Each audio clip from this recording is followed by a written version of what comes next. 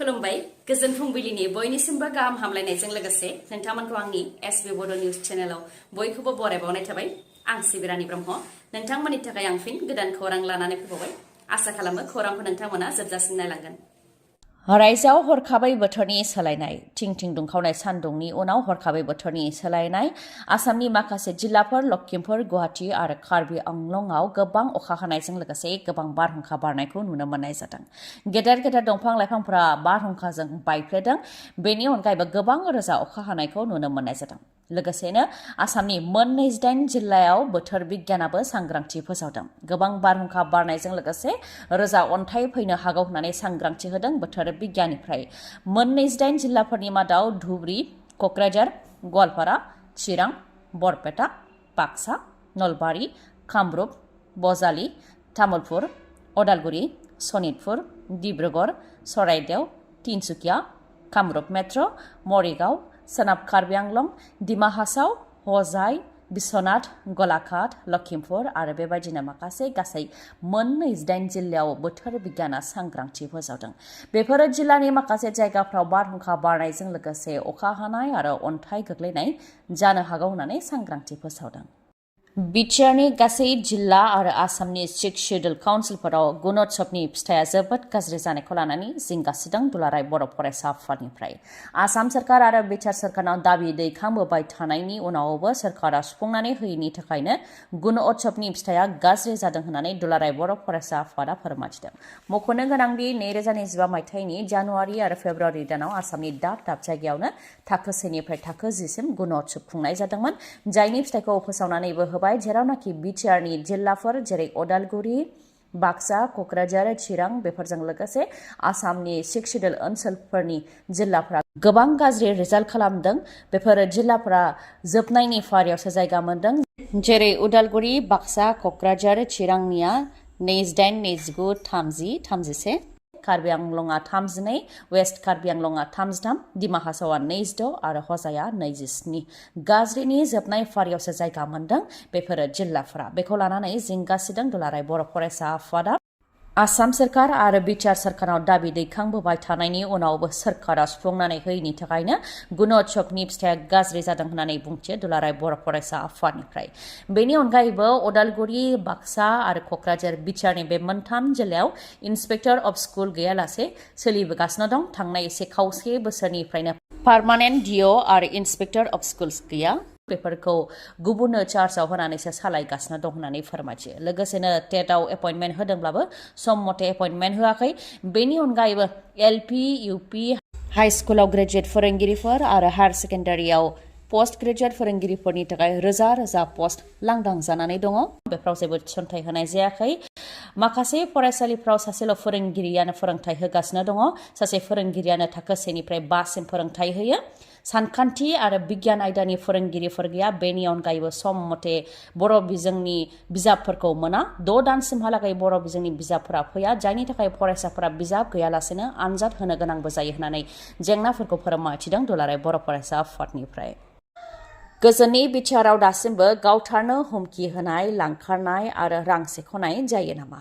सोरखाराव थानाय MCLAख दिलीप कुमार बर'आनो जुदि रैखाथि गैयाब्ला सरासनस्रा सुबुंफोराबो गिनो गोनां। मानोना UPPLनि MCLAख दिलीप कुमार बर'खौ सोरबा सुबुङा लांखारनानै गावथारनो हुमखि होनाय, रां दाबि खालामनाय बायदि जाथायफोरा जादों होननानै अजद होदों MCLAख दिलीप कुमार बर'आनो। UPPLनि MCLAख दिलीप कुमार बर', जायनि गाज्रि भिडिअ'आ साननैसो सिगां समाज बिजोङाव गोबां गोसारदोंमोन, जेराव UPPLनि MCLAख दिलीप कुमार बर'खौ सासे उन्दै बैसोनि आइजोजों हटेलाव हमनायनि भिडिअ'आबो भाइरेल जादोंमोन। बेखौ लानानै UPPLनि MCLAख दिलीप कुमार बर'नि खेंफोरथि। बिथाङा मा फोरमायथिदों बेखौ मिथिहोनो आखायाव लाबाय।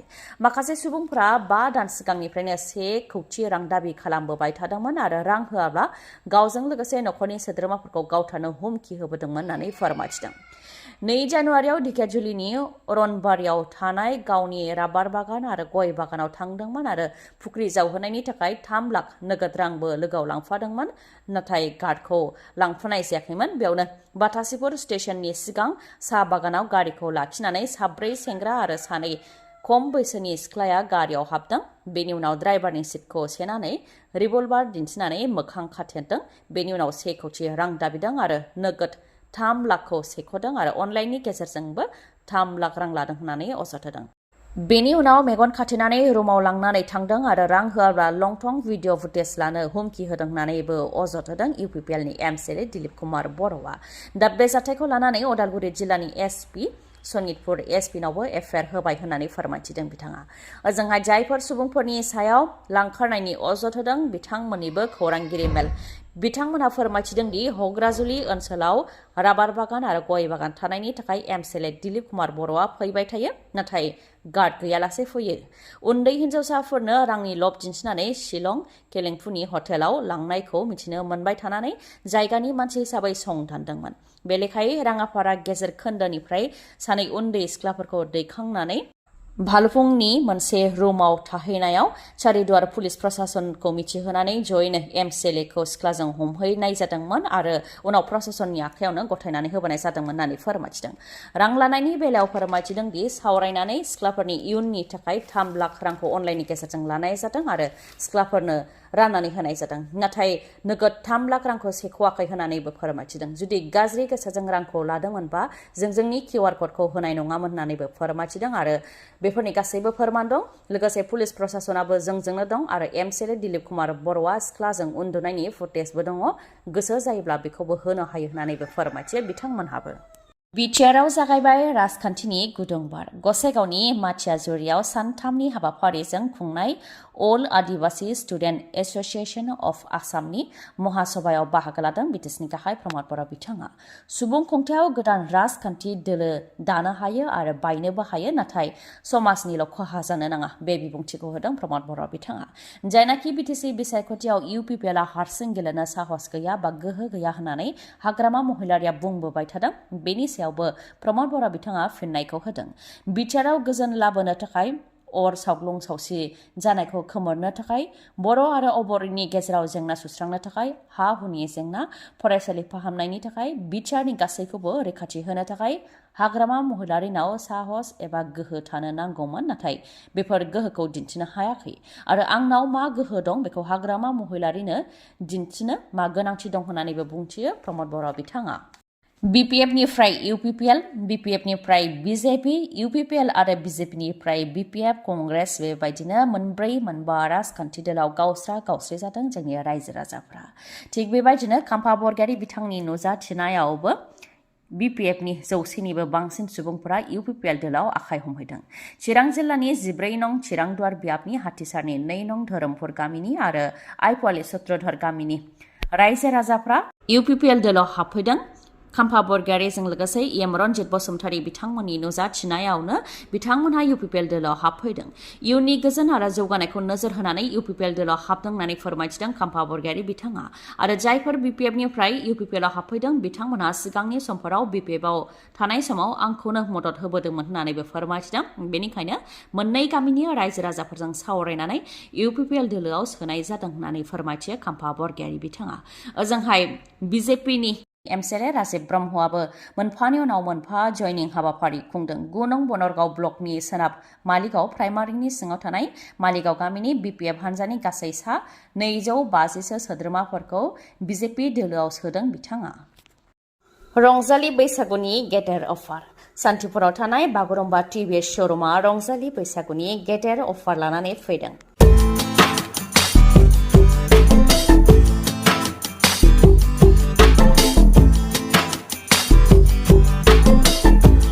नोंथाङा जुदि मटरसाइकेल एबा स्कुटि बायनो सानदोंब्ला बेनो बयनिख्रुइबो गेदेरसिन अफार।